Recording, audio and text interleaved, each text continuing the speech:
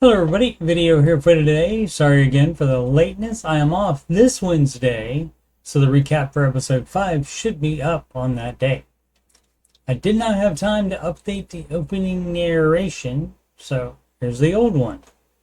There is a ranch in northern Utah that's considered to be the epicenter of the strangest and most disturbing phenomena on Earth. Bizarre UFO sightings, animal mutilations, and unusual energies that have proven harmful to humans. The federal government tried and failed for 20 years to find answers, but now a new team of experts has taken over, determined to reveal the secret of Skinwalker Ranch. This is the No Cap recap of The Secret of Skinwalker Ranch, Season 6, Episode 4, called Bursting the Bubble. Originally aired June 24th, 2025. For more Skinwalker Ranch recaps, there's a playlist link in the upper right.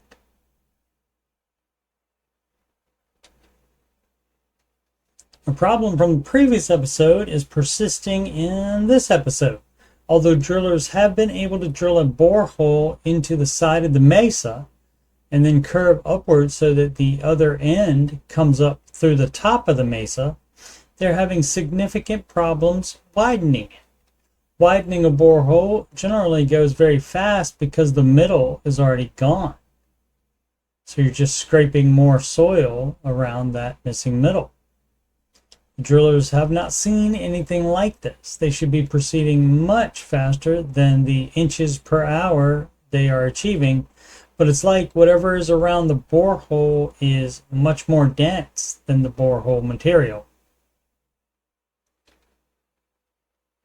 The plan is to drill a borehole on either side of the big anomaly detected in the mesa, then widen them, coat them with gel cement, and put scientific instruments inside to try to gather more information about the anomaly.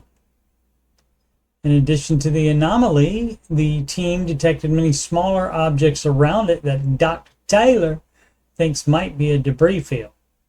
During an options discussion Eric, Dr. Taylor, and Thomas have with the drillers, Eric proposes that they give up on widening the borehole since the instruments they will insert would fit easily in the 8-inch borehole. Dr. Taylor agrees, so the next step would be drilling the second borehole on the left side of the anomaly.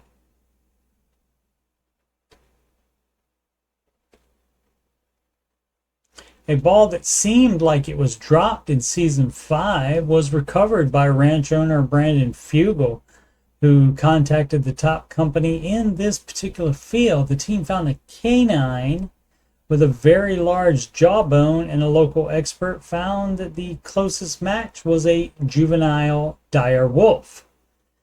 The species has been, or was thought to have been, extinct for more than 10,000 years. There have been sightings on the ranch matching their description, and the ranch owner before last witnessed an attack on his livestock by such creature.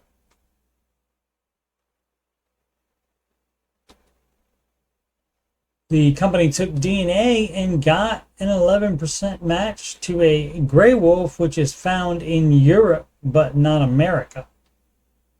The other 89% is a wolf or something else that there is no DNA record of. The local expert, Ben Woodruff, presents the data and says that what the team found rewrites the history books because it's a new species or an old species that we did not know was in this region. He further says that the Utah Division of Wildlife Resources claims that there are no wolves or wolf packs in the entire state of Utah, so there shouldn't be any on the ranch. Eric says he wants more cameras in that part of the ranch and wants Ben to come back to the ranch so they can discuss ways to follow up on this particular mystery. The next morning, while the drillers are casing borehole 1, Ben is there with Caleb to greet Rich Howell from Trailcam Pro, who says he has some new stuff to help them see anything that might be lurking on the ranch. Rich says they should be able to cover the whole area where the find was made in Dry Gulch Creek with one camera.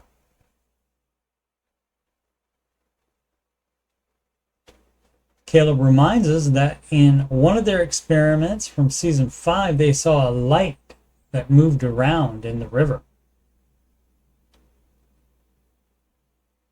While they wait for borehole 1 in the Mesa to be fortified against collapse, the team will continue to investigate the bubble, a sphere that occupies space both above ground and below ground based on numerous LiDAR scans.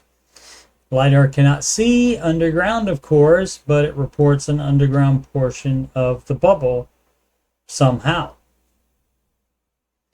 The bubble encompasses the triangle, the Mesa drill site, the aforementioned Dry Gulch Creek, and part of the East Field. Previous experiments have resulted in numerous GPS anomalies in which craft flying through the bubble have some correct GPS points, but several are off of the straight lines they have flown. Tonight's experiment is what Dr. Taylor suggested on the last episode, using higher powered rockets to try to collect more data on the bubble. These smaller rockets can go up to 1,000 feet and will deploy chalk that the team is hoping will coat things in the bubble that can't be seen with the naked eye. These larger rockets, it's a big boy, can go up to 5,000 feet.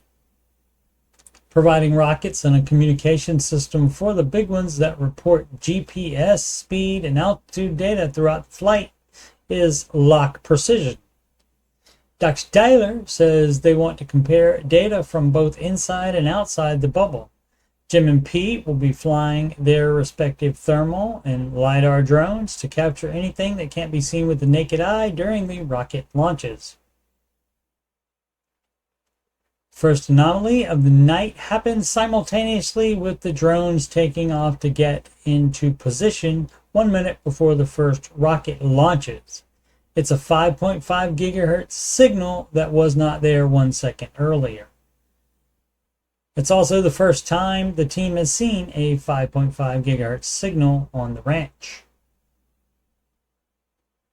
The first small rocket launches and successfully deploys the chalk powder, which just sits in place in the sky. They have had rocket chutes just hang there in the sky, but editing has apparently made it seem like it stays there for longer than it actually did, and this time is the same. Dr. Taylor later says several seconds. One of the reps from Locke says, "Y'all got some weird mojo out here." Dr. Taylor estimates it's at 800 to 1,000 feet up. As a reminder, the center of the bubble is 2,000 feet up. Dr. Taylor goes on to say that winds at that altitude should be strong enough to disperse the chalk.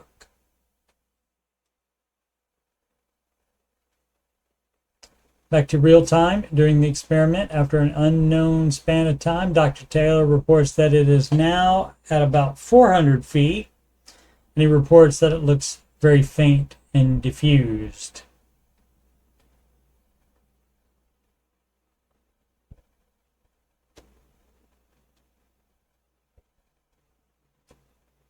Locke is preparing for the launch of one of the big rockets, and Eric tells Dr. Taylor that he is detecting a signal at 1.6 gigahertz. Dr. Taylor lets him know that he has just seen a flood of 1.6 gigahertz signals, and the spectrum analyzer says that they are coming from the antenna pointed at the triangle. 1.6 gigahertz signals are often detected on the ranch, especially during UAP sightings. The first big rocket launch is next. It went up about 4,000 feet, 2,000 feet above the bubble, and Dr. Taylor says it looked like something pushed it north above the mesa. It's also falling way faster than it should. Another small rocket is up next, and after that, the biggest rocket. The thermal drone will start in the east field outside of the bubble and then fly into it.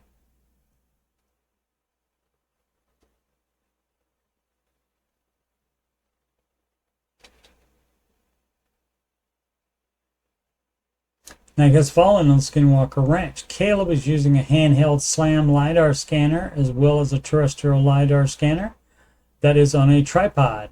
The drones are launched, and before anything else happens, Jim, who had the thermal imaging drone over the river, loses control completely. Eric says the data from the drone is not just being corrupted, there are characters being entered that cannot be read. He also says that he has some things in the code that he hopes will keep the drone from crashing.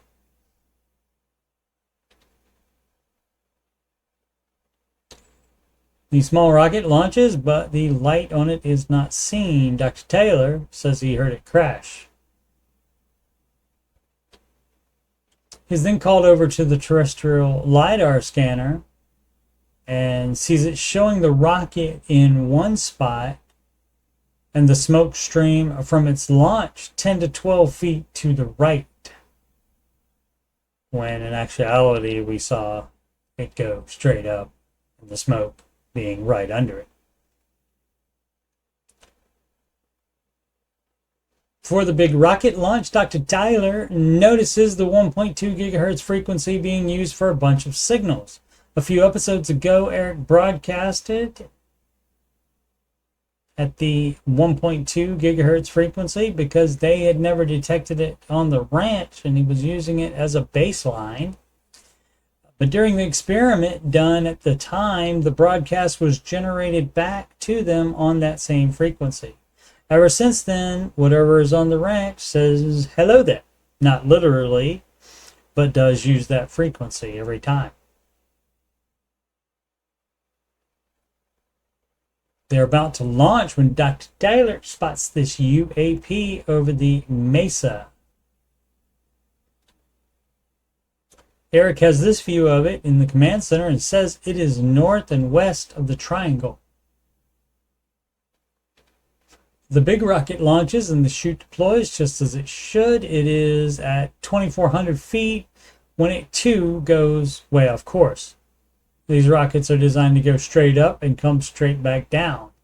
Instead, it too looks like it was pushed away from the bubble. Dr. Tyler says it's like something is stopping them from collecting data inside the bubble. The next day, the experiment data debriefing takes place in the command center. The high-speed camera trained above the triangle caught this UAP that appeared at the same time as the 5.5 gigahertz signal. As far as the GPS reports, the tracking system inside the rocket itself showed this as the path, when in actuality it went straight up. The angle in the GPS data at the start of the path persists for several hundred feet before going upwards. On the touchscreen, Dr. Tyler circles the missing GPS data sections, which has happened a lot within the bubble, but the missing data continues even at 3,200 feet. 1,200 feet higher than the top of the bubble.